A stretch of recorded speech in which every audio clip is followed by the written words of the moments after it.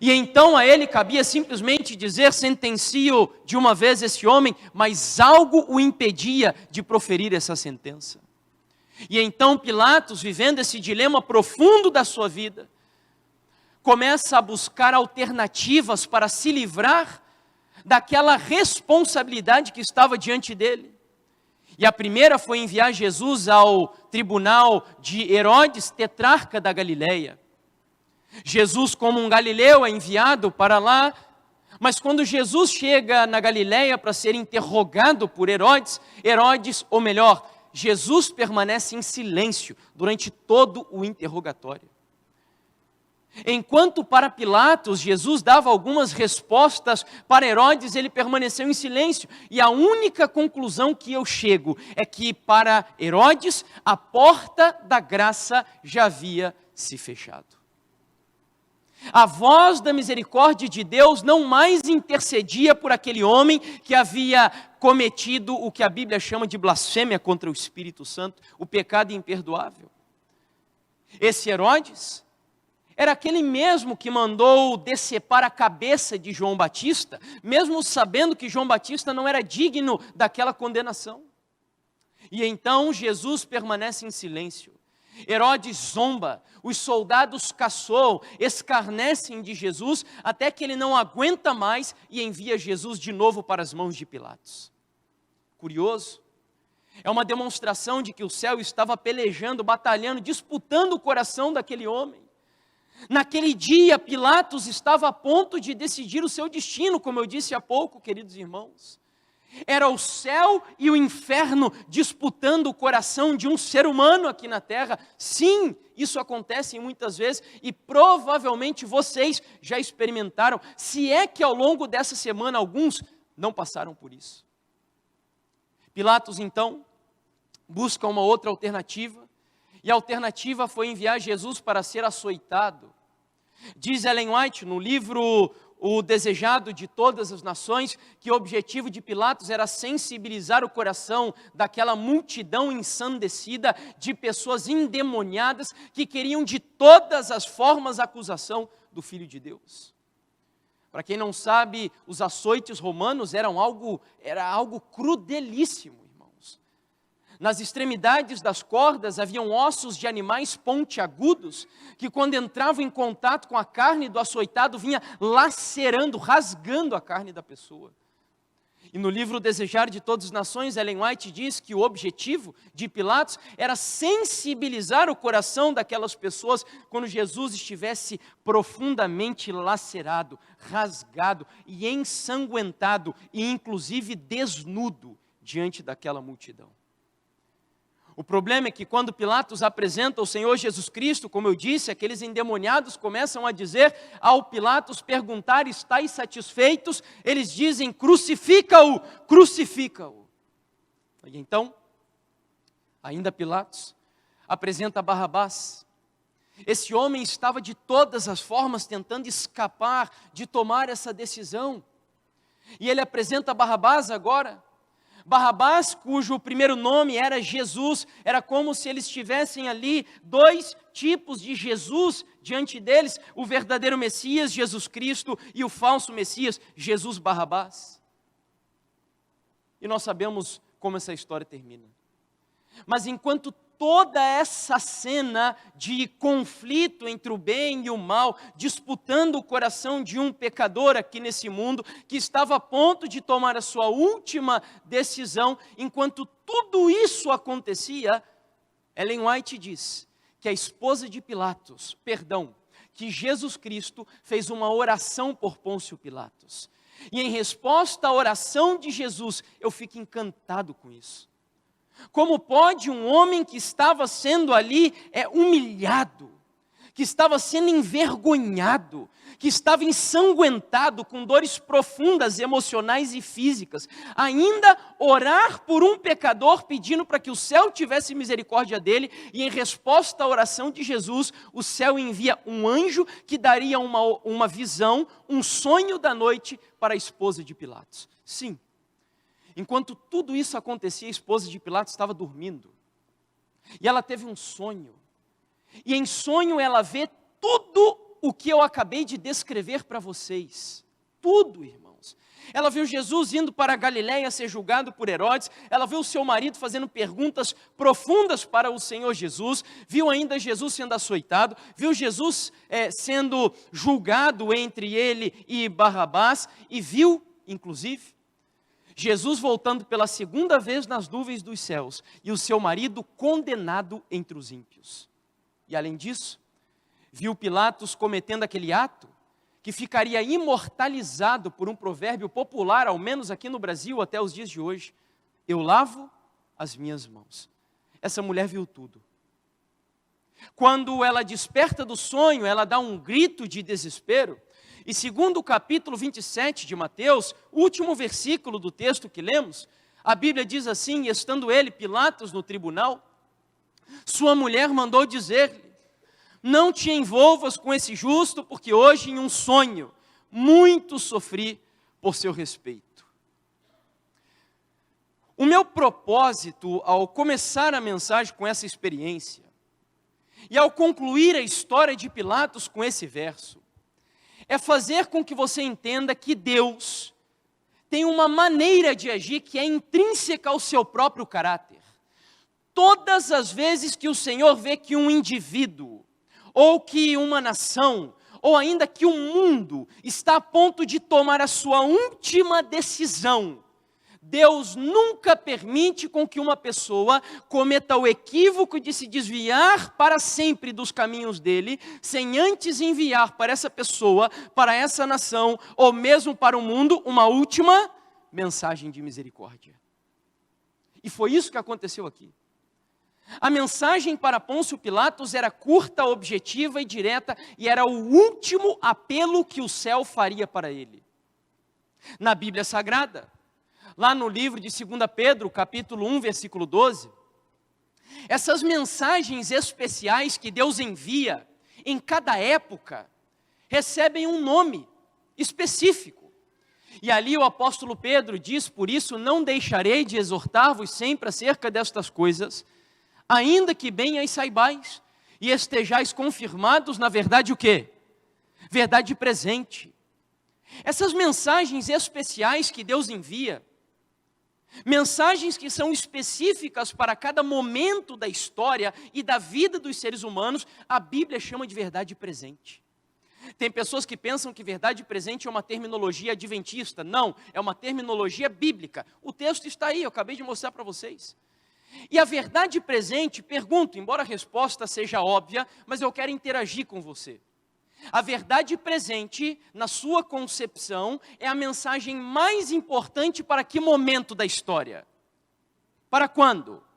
Para hoje, para agora, para o tempo que eu e você estamos vivendo. Ela é tão importante que o apóstolo Pedro diz que devemos estar confirmados nela. E sabe o que significa estar confirmados na verdade presente? Significa aprender, viver e ensinar essa mensagem. Aprender, viver e ensinar implica estarmos ou não confirmados na verdade presente. Você pode pensar que a verdade presente é como qualquer outra mensagem que a Bíblia tem, mas não é. A Bíblia fala, por exemplo, de um evangelho eterno. O evangelho eterno sempre foi importante no passado, é importante nos dias de hoje e assim permanecerá para todo o sempre, no futuro e no porvir. Mas a verdade presente é uma mensagem especial que Deus envia para um momento determinado da história. Para Pilatos, a mensagem era simples.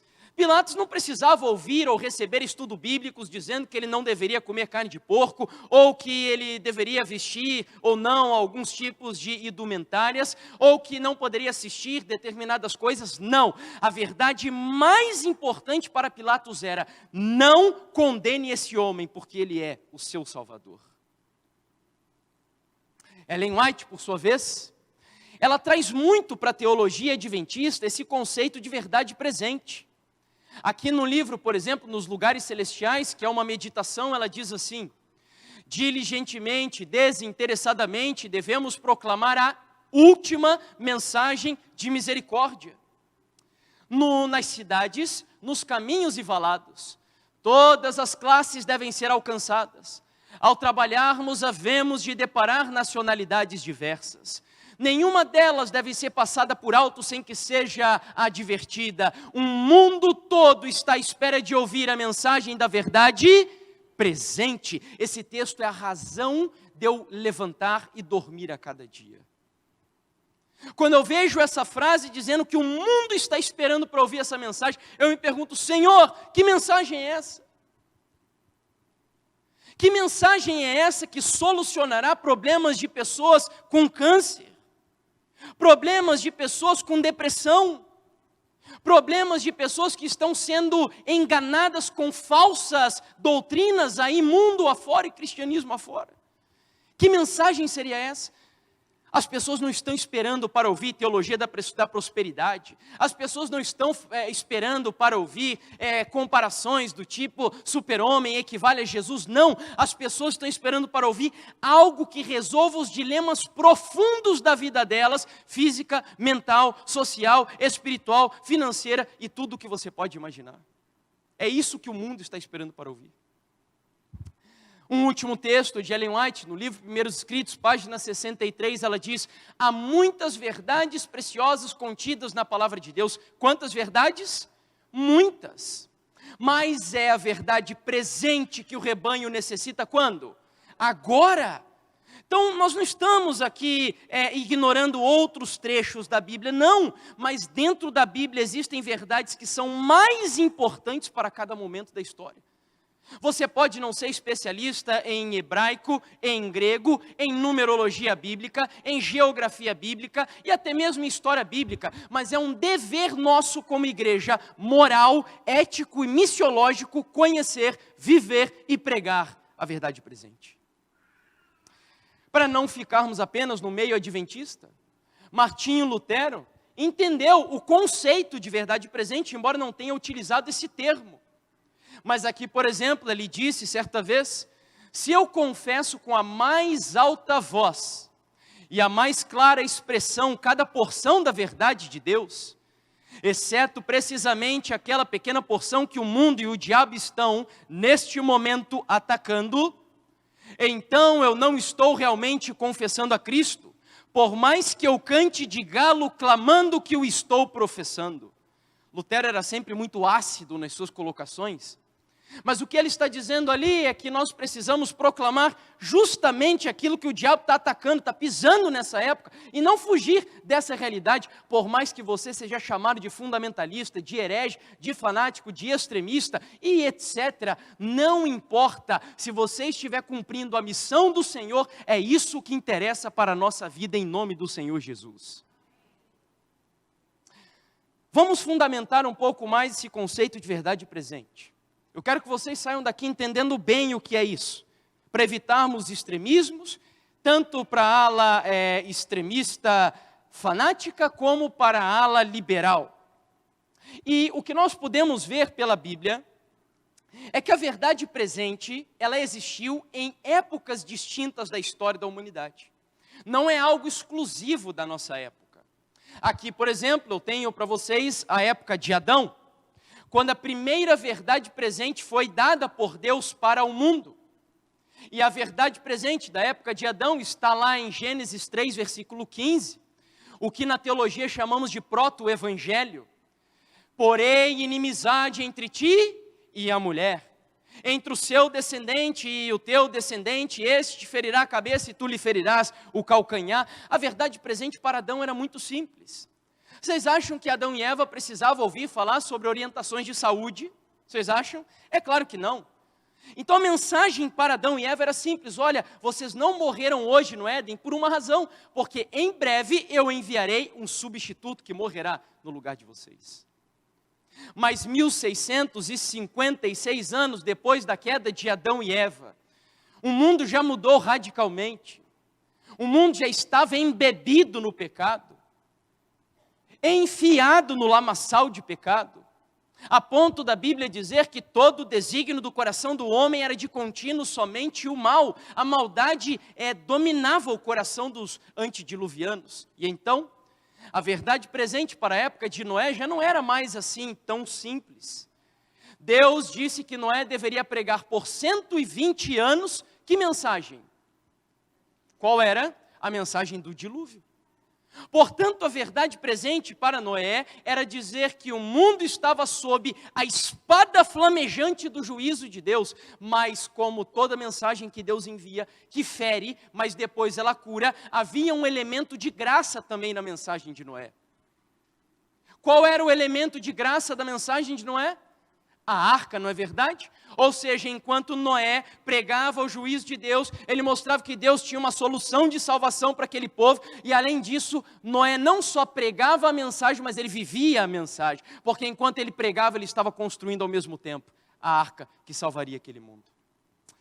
Avançando um pouco mais, chegamos na época de Abraão, e eu pergunto a vocês, qual foi a mensagem mais importante que Deus deu e repetiu para Abraão, por sinal? Qual foi? Por que Abraão saiu de Ur dos Caldeus? Qual foi a promessa que Deus fez para ele? Eu farei de ti uma grande nação. Verdade presente para Abraão. Não para hoje, para Abraão. Deus ainda repetiria isso depois, quando chama ele para fora da tenda e mostra as estrelas do céu. Mas 430 anos depois que Deus faz a promessa para Abraão, quando Abraão sai de Ur dos Caldeus, a família dele continha 1000 membros, mais ou menos. Quando eles habitam na terra do Egito, lá em Gósen, eles se tornam 2 milhões de pessoas. Já era um grande povo. Mas faltava o que para eles agora serem uma nação de verdade? Faltava um lugar para eles morarem. Faltava eles serem livres. Então a verdade presente na época de Moisés era: olha, Deus me enviou para libertar vocês e enviar-lhes para uma terra que mana leite e mel. Você percebe como a verdade presente ela é específica para cada época. Tem pessoas que pegam hoje textos da época de Noé e fazem assim, da época de Moisés, e fazem uma confusão. Porque Deus disse que você vai comer o melhor dessa terra. E aí as pessoas acham que filho de Deus só são aqueles que comem caviar, que comem restaurantes luxuosos, que têm carrão e etc. Não, isso era verdade presente para a época de Moisés, não para nós. Tem alguns que pegam verdade presente na época de Josué, onde Deus disse: toda terra cuja planta dos vossos pés pisar será nossa. Eu já vi movimentos religiosos onde eles fazem marchas em terrenos e viram ali o terreno todo, pisando no terreno, pedindo que Deus cumpra a promessa de que todo lugar onde a planta dos pés pisarem, o terreno será deles. Isso não é verdade presente para a nossa época. Outros personagens, aqui Jeremias, por exemplo, e Esdras, são dois que a verdade presente na época deles é diametralmente oposta uma da outra. Jeremias, por exemplo, dizia assim para o povo: povo, vocês devem ir para a Babilônia, porque Deus está desagradado dos pecados de vocês. Não se unam com os egípcios, não se unam com os assírios, não se unam com ninguém, porque Nabucodonosor é o meu servo e ele levará vocês escravos para a Babilônia. Portanto, vá para a Babilônia. 70 anos depois que Jeremias profetizou essa mensagem, chegamos na época de Esdras, e a mensagem era radicalmente o oposto. Enquanto Jeremias dizia: vá para a Babilônia, Esdras dizia: sai de Babilônia, volte para Jerusalém. Eu poderia citar muitos casos aqui. João Batista pregando a primeira vinda de Cristo. Martinho Lutero, quem sabe qual foi a mensagem mais importante na década, ou melhor, no século XVI, lá na Europa com Martinho Lutero? Que mensagem foi? A mensagem da justificação pela fé, da graça de Deus. E eu pergunto, era importante essa mensagem nessa época, sim ou não? O mundo vivia sob a jurisdição de uma igreja que ensinava que a salvação era pelas obras, indulgências, relíquias. O povo, tadinho, viajava às vezes quilômetros e quilômetros, por exemplo, para a casa de um homem que era o Frederico, eleitor da Saxônia, que na casa dele tinha mais de 20.000 relíquias, entre as quais estava, por exemplo, pena da asa do anjo Gabriel, leite do seio de Maria, a Maria que amamentou Jesus Cristo, cravos da coroa que o Senhor Jesus carregou lá na cruz. Martinho Lutero tem uma frase, na verdade não é de Lutero, é de Erasmo de Roterdã, que era um filósofo humanista daquela época, também cristão. Ele dizia assim, que se todos os pedaços da cruz de Cristo fossem reunidos na Europa, seria possível construir de novo a Arca de Noé. Só para você ter noção de como funcionavam as coisas. Martinho Lutero, por sua vez, falava que tinha tantos ossos dos discípulos espalhados por toda a Europa, pela igreja romana, que só na Espanha, se todos fossem juntos, você conseguiria encontrar 15 dos 12 discípulos de Jesus. As pessoas eram enganadas, eram ludibriadas, pagavam, davam terreno, se esforçavam para salvar os seus entes queridos, até que Deus levanta um homem dizendo: você não precisa viajar para Roma, você não precisa pagar nada para o Papa, você não precisa comprar indulgência, você não precisa fazer obra nenhuma e nem pagar penitência, porque a salvação, ela é algo totalmente gratuito e somente pela fé em Cristo Jesus. Imagine que bálsamo para aquele povo naquela época. Verdade presente. Chegamos aqui na época de Guilherme Miller. Miller pregou a mensagem do quê? Qual foi a mensagem mais importante que Miller pregou em 44? A volta de Jesus, a segunda vinda de Jesus. E agora chegamos onde nos interessa. A época que eu e você vivemos. Que segundo as profecias bíblicas é o tempo do quê? Tempo do fim. Quem crê que nós estamos vivendo no tempo do fim aqui, diga amém. Eu também acredito nisso. E desde a época de Guilherme Miller, Jesus já poderia ter voltado a qualquer momento. Ou seja, nós somos uma geração que podemos ver Jesus voltar sem nem mesmo experimentar a morte, irmãos, amém? Olha que coisa maravilhosa. Tudo vai depender apenas de uma condição se cumprir. No final eu vou citar para vocês. Então nós vivemos nesse ato de tempo que nos separa entre o grande movimento que citamos ontem, de 1844, e a segunda vinda de Cristo, e finalmente o novo céu e a nova terra. Portanto, o nosso objetivo é descobrir qual é a verdade presente dessa época, pós-1844, que vai, obviamente, preparar o mundo para a segunda vinda do Senhor Jesus. Esse gráfico aí nos ensina muitas coisas. Poderia citar aqui, por exemplo, alguns acham estranho que a igreja adventista tem por missão dar uma orientação de saúde para as pessoas. Então, a igreja adventista, oficialmente dizendo, é uma igreja vegetariana.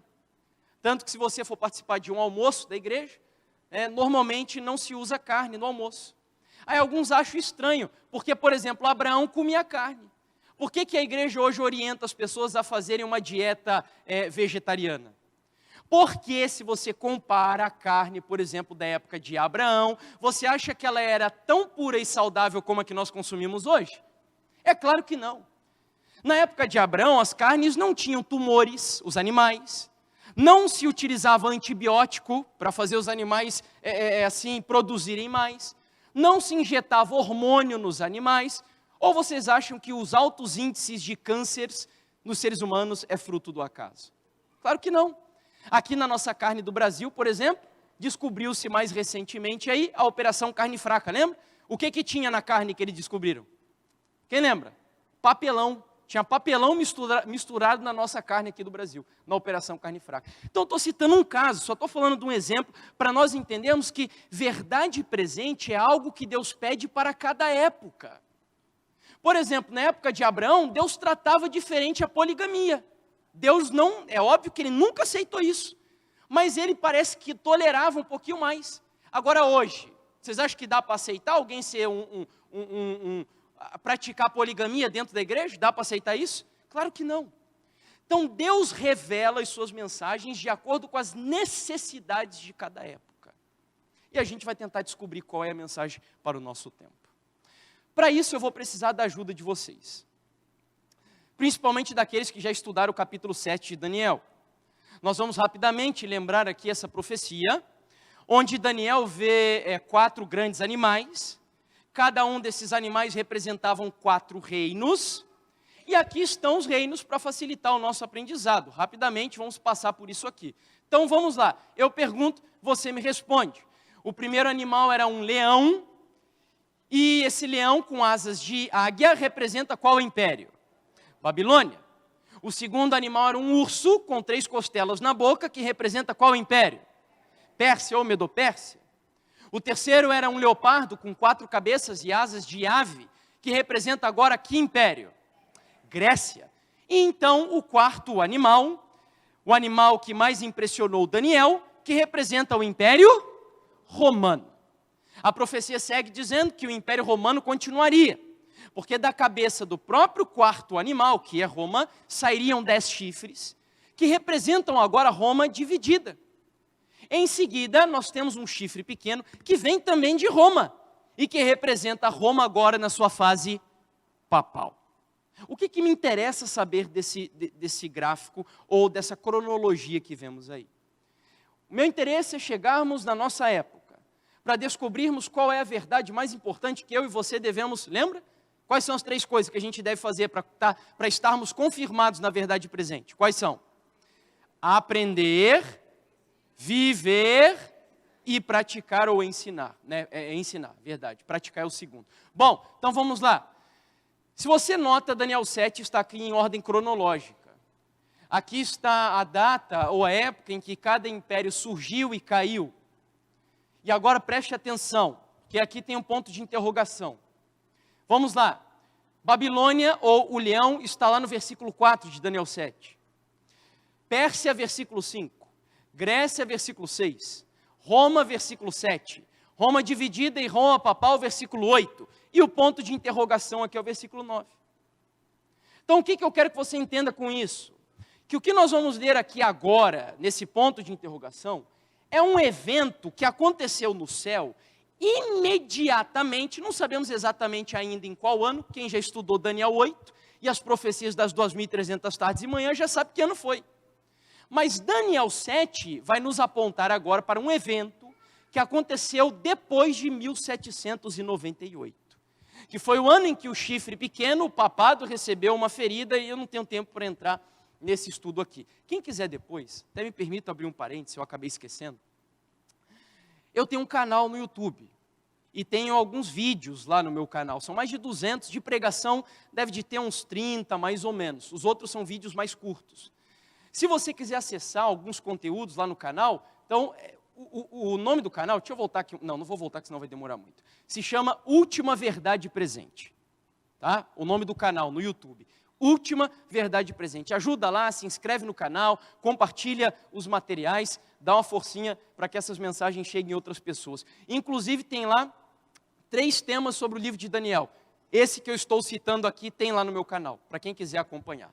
Bom, vamos então ao que nos interessa. Daniel 7, versículo 9 em diante. Diz assim, o que a gente está procurando mesmo, que já me deu um lapso aqui, eu esqueci. O que nós estamos procurando?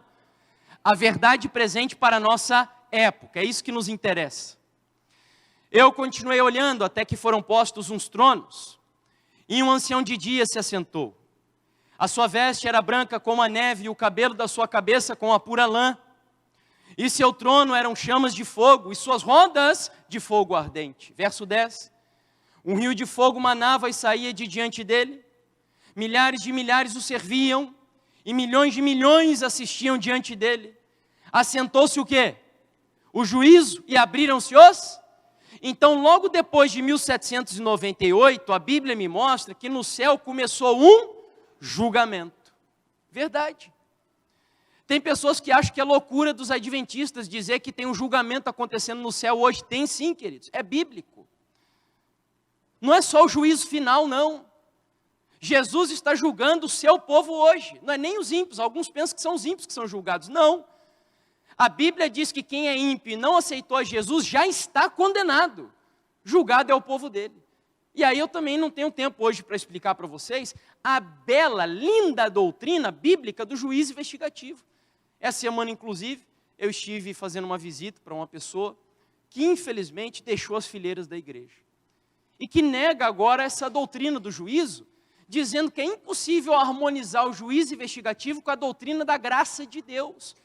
Não é impossível, muito pelo contrário. É lindo, é maravilhoso quando você vê a harmonia entre a doutrina do juízo investigativo e da graça de Deus. Sabe qual é o problema? É que muitos adventistas no passado e alguns até hoje pregavam sobre o juízo para aterrorizar as pessoas. E esse não é o juízo bíblico. Quando Deus julga, Ele não julga para condenar, Ele julga para salvar os seus filhos. Tanto que a Bíblia diz que no juízo, o mesmo juiz também é o advogado. E quem que é? Você sabe? O nosso Senhor Jesus Cristo. Amém? Tem causa perdida numa situação dessa? Não. Para se perder, as pessoas vão ter que fazer muito esforço, porque Deus fez tudo o que podia para alcançar o seu coração. A doutrina do juiz é linda. Linda. quando você harmoniza ela com a graça e com o juízo, com o grande conflito entre o bem e o mal. Não dá tempo da gente explorar isso mais aqui. Tá? Mas é o que Daniel diz. E aí nós vamos ao verso 13 e 14, quando conclui a passagem dizendo: eu estava olhando nas minhas visões da noite, Daniel dizendo, e eis que vinha nas nuvens do céu um como filho do quê? Do homem. Quem que é o filho do homem na Bíblia? Jesus. Aí a Bíblia diz então que Jesus subiu na nuvem e dirigiu-se até o ancião de dias. Quem que é o ancião de dias? Deus o Pai. Olha que interessante. Aí para que ele foi até a presença de Deus? Vejamos no versículo 14. O texto diz: e foi-lhe dado domínio e honra e o reino, para que todos os povos, nações e línguas o servissem. O seu domínio é um domínio eterno que não passará, e o seu reino tal que não será destruído. Então olha só, a Bíblia cita que em algum momento, depois de 1798, Jesus subiu em uma nuvem. Eu digo que a nuvem é o carro do céu, e ele é levado até a presença do Pai para dar início ao que mesmo que a Bíblia citou, que estava começando lá no céu? O juízo. O juízo não podia começar sem a presença de Jesus. Imagina o juízo começando só com o acusador lá. É óbvio que precisava do advogado e do juiz também. Então Jesus, ele é pego e ele é levado até a presença de Deus. E aí você deve estar pensando, mas como assim levado até a presença de Deus? A Bíblia não diz que quando Jesus subiu aos céus, ele assentou à destra do Pai, sim ou não? Sim. Onde então aconteceu essa cena que nós vemos aí? Em que lugar será que ela aconteceu? E como é esse negócio de ser levado até a presença do Pai e tal? Aí, nós vamos precisar da ajuda de um outro livro. Qual é o livro da Bíblia que eu tenho que estudar ele assim coladinho com Daniel? Que livro é? Então abra sua Bíblia em Apocalipse 11 agora. E vamos lembrar do que acabamos de ver aqui em Daniel.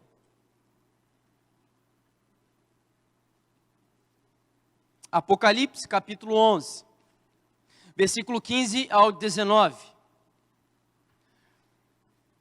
Os textos são paralelos, só que Apocalipse vai acrescentar informações que Daniel não deu. E o sétimo anjo tocou a sua trombeta, e houve no céu grandes vozes que diziam: os reinos do mundo vieram a ser de nosso Senhor e do seu Cristo, e ele reinará para todo sempre. Olha aqui para frente. Está em harmonia? Sim, né? Ou seja, o que Apocalipse está falando ali aconteceu também no mesmo momento em Daniel 7, porque Jesus também foi receber o reino que não seria mais destruído. Mas vamos seguir, vamos ver se a linguagem permanece harmonizada. Versículo 16. E os 24 anciãos que estão assentados em seus tronos. Tinha trono lá em Daniel 7 também, sim ou não? Vamos ver lá? Olha lá, foram postos uns tronos. Só que Apocalipse aqui diz quantos foram. Quantos foram? 24, Daniel não fala nada. Mas vamos seguir ainda, a gente vai ver que a linguagem é similar. Versículo 18 agora. Iraram-se as nações, e veio a tua ira, e o tempo dos mortos para serem o quê, irmãos? Julgados. Tinha julgamento lá em Daniel 7 também, sim ou não? Olha lá o julgamento. Qual que é o meu objetivo aqui agora? É que você entenda que Daniel 7 e Apocalipse 11, no finalzinho do capítulo, estão falando da mesma época da história do universo. Tá, mas até agora eu não descobri onde isso aconteceu. Baixa o seu olhinho aí para o versículo 19. E a gente vai descobrir onde tudo isso aconteceu. Porque Apocalipse diz que abriu-se no céu o que, irmãos? Eu não ouvi. O que foi aberto no céu? O santuário, ou o templo de Deus. E a arca da sua aliança foi vista no seu templo. E houve relâmpagos, e vozes, e trovões, e terremoto, e grande saraiva. Me ajuda agora então. Onde foi que toda essa cena dos tronos, dos livros abertos, Jesus saindo de um lugar e entrando no outro, o julgamento começando, em que lugar no céu isso aconteceu? No santuário. Agora, eu vou sair um pouquinho ali da Bíblia, e eu quero compartilhar com vocês um dos textos mais fantásticos que eu já li de Ellen White. E eu quero pedir que você feche os seus olhos agora, porque eu quero orar de novo. Querido Pai, o Senhor sabe que sempre que chego nesse momento dessa mensagem, O meu desejo é que esse texto vibre no coração da igreja como vibra no meu. E eu não consigo fazer isso, Senhor. E é por isso que eu quero pedir nesse momento, acima de tudo, que o Senhor me dê uma dotação especial, ungindo a minha vida aqui com o Espírito Santo de Deus, Pai. E que esse mesmo Espírito coloque as palavras que sairão dos meus lábios em acordo com o coração da Tua igreja, Pai. Que haja atenção e que o Senhor nos ajude a absorver, a extrair o que há de mais profundo e mais poderoso nesse texto que leremos. Em nome de Jesus. Amém, Senhor. Vamos lá. Encerrando-se o ministério de Jesus no lugar santo, e passando ele para o lugar santíssimo, e ficando em pé diante da arca, a qual contém a lei de Deus. Ellen White está contando o que aconteceu em Daniel 7 e Apocalipse 11. Enviou ele um anjo poderoso, com uma o quê, irmãos? Um pergaminho foi posto na mão do anjo, e descendo ele à terra com poder e majestade, proclamou uma terrível advertência com a mais terrível ameaça que já foi feita ao homem. Esta mensagem estava destinada a pôr os filhos de Deus de sobreaviso, mostrando-lhes a hora de tentação e angústia que diante deles estava. Disse o anjo: serão trazidos em encerrado combate com a besta e sua imagem. Sua única esperança de vida de vida eterna consiste em permanecer firmes. Posto que sua vida esteja em jogo, deverão reter com firmeza a verdade. O terceiro anjo encerra assim sua mensagem, um texto bem conhecido. Aqui está a perseverança dos santos que guardam os mandamentos de Deus e a fé em Jesus. Agora é o ponto mais importante de todos, preste muita atenção. Ao dizer ele estas palavras, ele quem? Qual anjo? O terceiro anjo, ao dizer ele estas palavras, aponta para o santuário celeste. A mente de todos os que abraçaram esta mensagem, de novo, que mensagem? A mensagem do terceiro anjo, a mente de todos é dirigida ao lugar santíssimo, onde Jesus está em pé diante da arca, fazendo sua intercessão final por todos aqueles por quem a misericórdia ainda espera, e pelos que ignorantemente têm violado a lei de Deus. Se ainda não entendeu, eu vou desenhar aqui para você, literalmente falando. A Bíblia e Ellen White estão dizendo que Jesus, até 1844, é a data de Daniel 8, para aqueles que não estudaram aqui, fica o desafio. Essa igreja aqui tem classe bíblica. E aí, se você quiser conhecer mais as profecias de Daniel e Apocalipse, você está desafiado a fazer parte dessa classe. Porque senão você nunca vai conhecer a verdade presente. Nunca. Jesus estava aqui no compartimento santo. E então, em 1844, ele entra no lugar santíssimo. Ao entrar no lugar santíssimo, diz a Bíblia e Ellen White que Jesus para na frente da arca da aliança. E ali na frente da arca, ele pega um pergaminho e coloca nas mãos do terceiro anjo, dizendo: terceiro anjo, voe até o planeta Terra, envie essa mensagem para os seres humanos, porque é a última mensagem de misericórdia para a vida deles. Ou seja, nós vivemos em uma época de vida eterna ou morte eterna para os seres humanos, queridos. As pessoas estão hoje diante das decisões mais importantes que já tomaram nas suas vidas. Mais importantes. Eu me assusto quando eu vejo pessoas que deixam de se converter, de se entregar para o Senhor, porque são apegados com séries, com filmes, com banalidades desse mundo que vai te oferecer uma vida desgraçada no máximo para você viver uns 70, quando muito 80 anos de idade, e tem pessoas que trocam uma eternidade de gozo, de bênção, de alegria, de prosperidade, de tudo que é abundante e glorioso por essa vida miserável aqui da terra. Nós estamos diante das decisões mais solenes da nossa vida, mais solenes. E então o texto termina dizendo que o anjo, ao vir e trazer essa mensagem, todas as pessoas, todas as famílias que habitam aqui nesse mundo, que aceitam a mensagem do terceiro anjo, a mente delas entra com Jesus no lugar santíssimo. E ali eles permanecem até que, em nome de Jesus, ele volte para buscar a sua igreja. Sabe? Eu quero tentar explicar melhor isso para você. Não sei quantos lembram aqui, eu não sou muito bom para cantar, vou me arriscar aqui num trechinho dessa música, mas de uma música antiga do CD Jovem da Igreja Adventista, que ela ilustra perfeitamente o que está aqui contido no que eu acabei de mostrar para vocês. É aquela música que dizia assim: com os pés na terra e os olhos no céu, eu vou.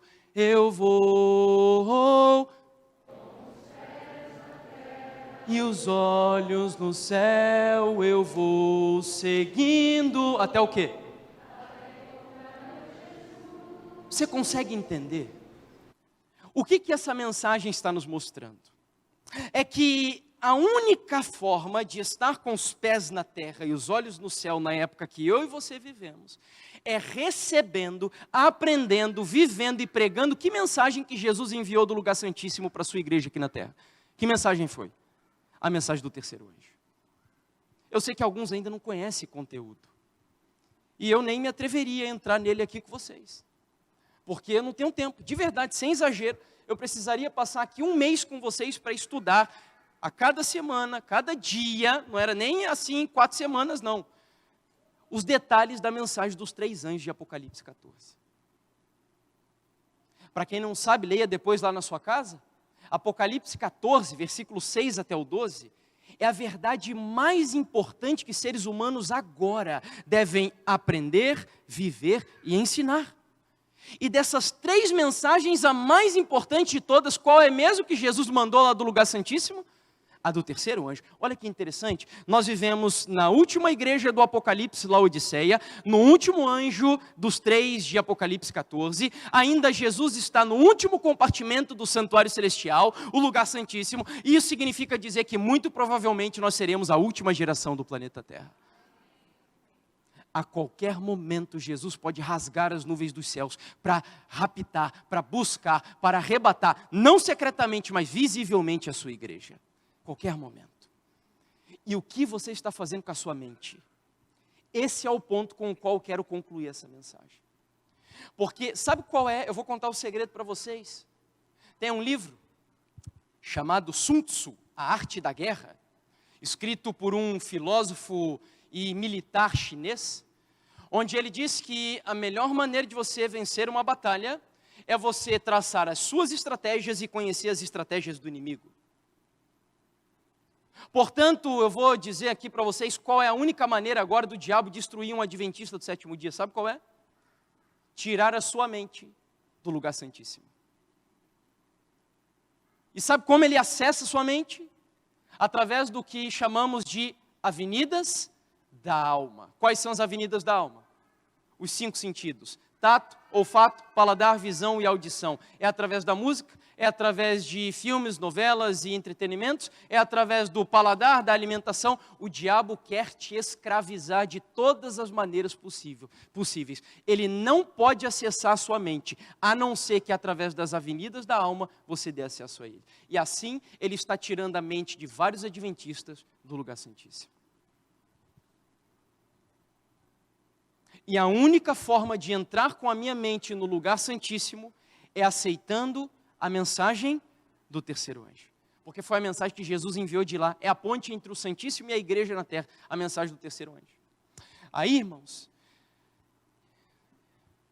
tem textos da Bíblia que eu ocuparia a minha vida inteira para tentar entender o texto e eu não compreenderia. Mas olha só o que esse texto está dizendo. Olha que texto fenomenal. O texto diz assim: pois quem conheceu a mente do Senhor que o possa instruir? Nós, porém, temos a mente de Cristo. Quem acredita que isso é uma promessa que Deus está fazendo, diga amém agora. Amém, eu creio que é uma promessa.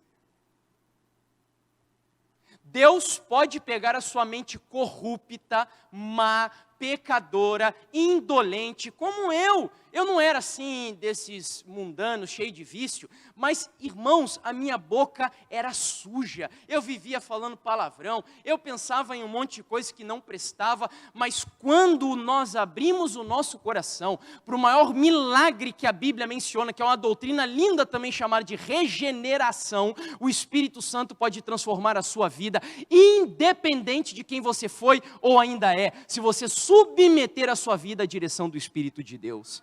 mente igual a de Cristo. Sabe o que significa ter a mente como a de Cristo? Pensar no que Cristo pensa, gostar do que Ele gosta, fazer o que Ele faz, andar com quem Ele anda. Isso é ter a mente de Cristo, ter prazer naquilo que alegra o coração do nosso Senhor Jesus Cristo. E hoje, ter a mente de Cristo significa aceitar a mensagem do terceiro anjo.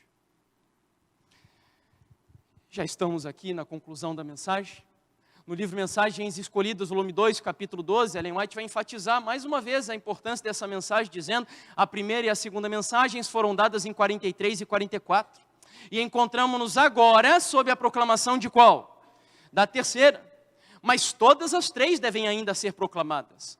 Pela pena e pela palavra, devemos fazer soar a proclamação, mostrando-lhes a ordem e a aplicação das profecias que nos trazem até a mensagem do terceiro anjo. Aí eu sei que alguns devem estar pensando assim, mas irmão, onde fica o evangelho? Agora, vejam um texto fenomenal sobre esse assunto. A terceira mensagem angélica é a mensagem do evangelho para quando? Para os últimos dias. Ela é uma mensagem completa.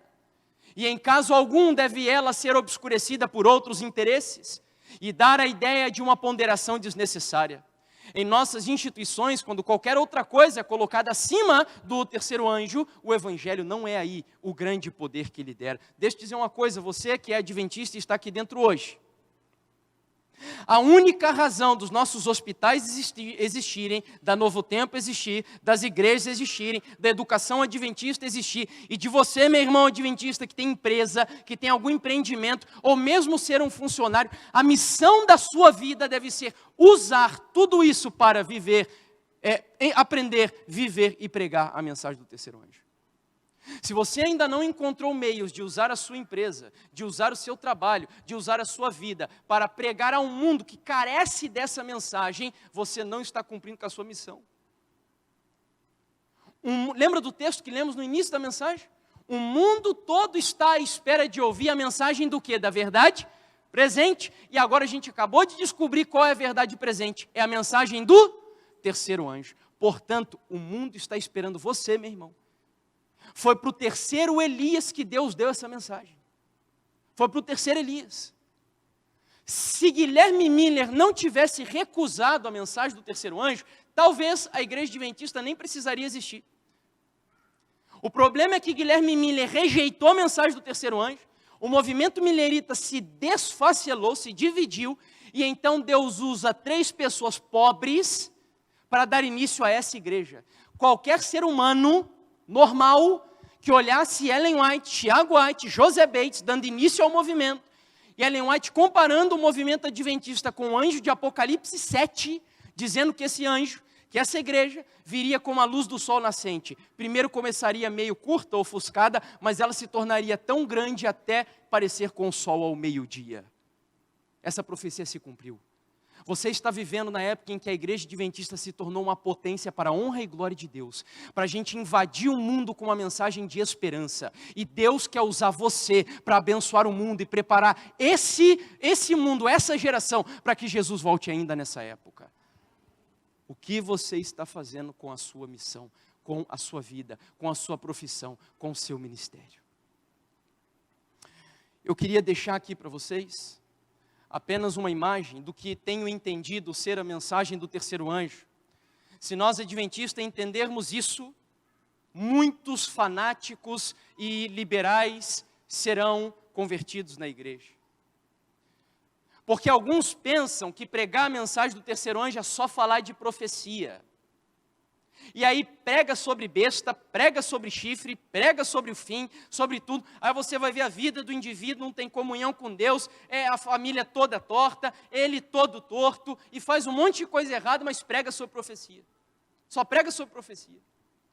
Outros, por outro lado, rejeitam as profecias. Tem pessoas que são daquelas assim, o que é melhor, falar sobre o cordeiro ou falar sobre a besta? Fanatismos, extremismos. Quando nós não entendemos a completude da mensagem do terceiro anjo, nós vamos cometer equívocos. Alguns, por exemplo, ao braço direito, os textos estão aqui, as referências, de onde eu cheguei a essa conclusão, de que a mensagem ela pode ser comparada a um corpo, com braço, pernas, coração e o cabeça. O braço direito, por exemplo, é a mensagem de saúde. Aí tem alguns que só falam sobre saúde, só prega sobre saúde, só fala de saúde, só faz congresso de saúde, parecendo que saúde é o corpo. E olha quem vos fala aqui é um reformador da saúde. Mas eu entendo que a mensagem de saúde não é a mensagem em si, ela é o braço direito. Ela é um apoio, uma ajuda. Por outro lado, nós temos aqueles que repudiam a mensagem de saúde.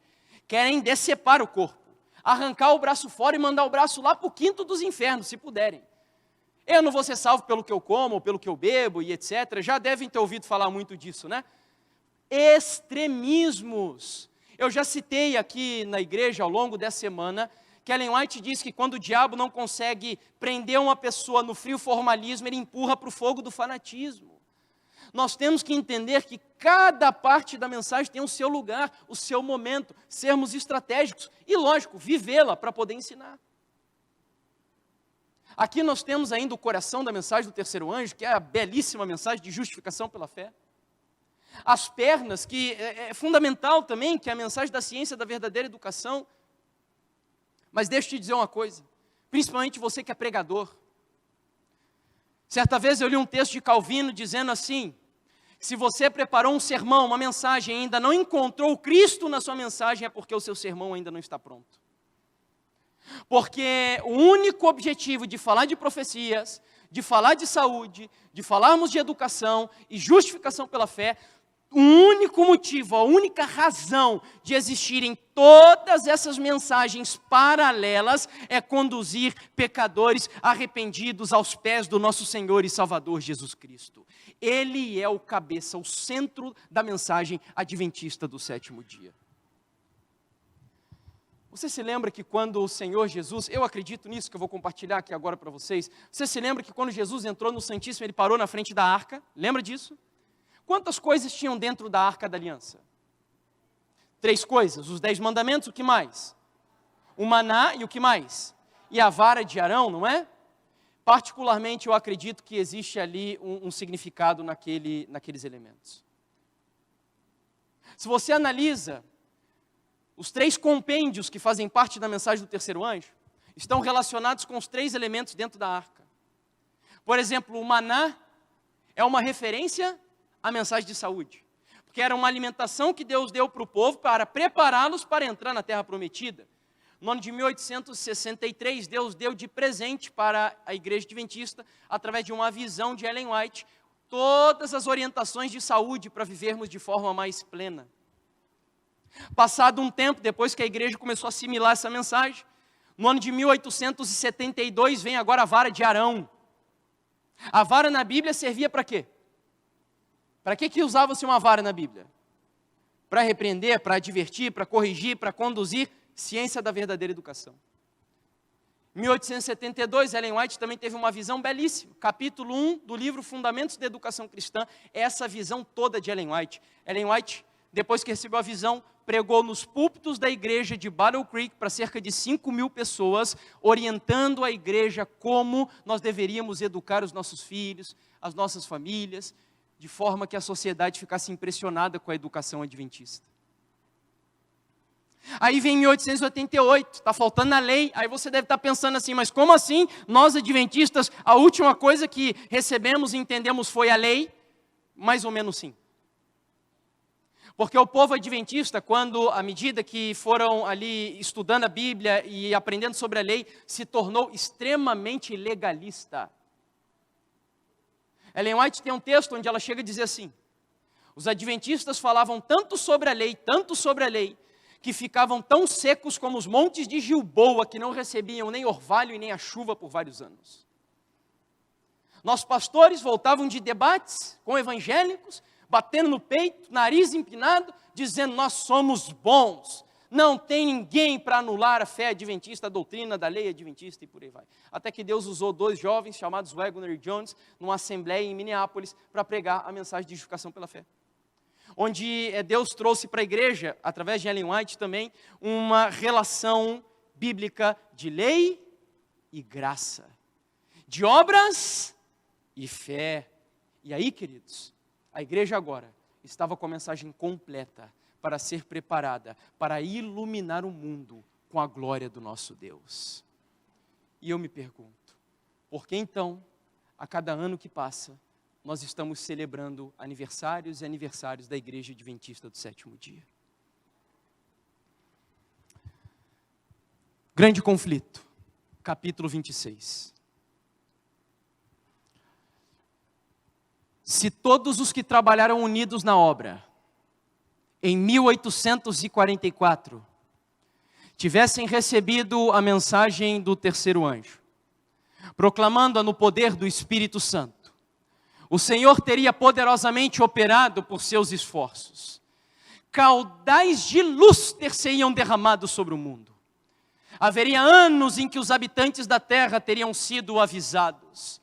A obra final estaria consumada e Cristo teria vindo para a redenção de seu povo. Sabe qual é a conclusão que eu chego?